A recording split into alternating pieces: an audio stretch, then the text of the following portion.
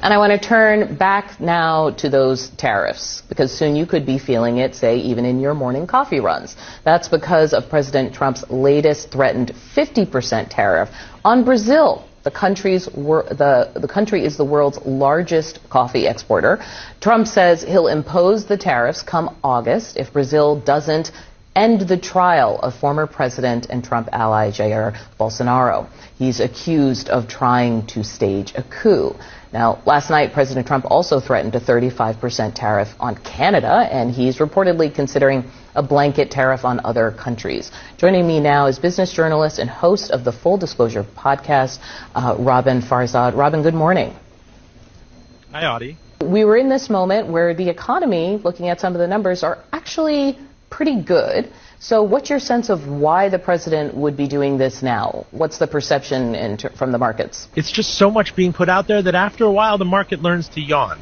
So are you really going to slap Canada with a 35% tariff over kind of negligible fentanyl trade over the border? But you want to look big. Are you really going to hit Brazil, that in enormous size of an economy that has an enormous breadbasket that we depend on back and forth for agricultural inputs, for minerals, because of a political element, because of the fact that they're trying a former president there for attempted insurrection?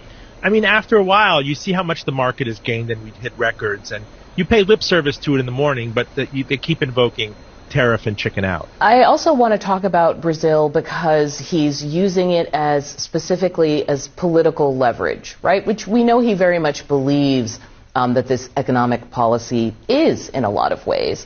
Can you talk about sort of how that's seen? You know, you're supposed to keep this church and state. Like my political allies, that I'm going to defend them and I'm going to mortgage the entire economy of a nation and our entire trade balance with them at a time of a global trade war over this spat.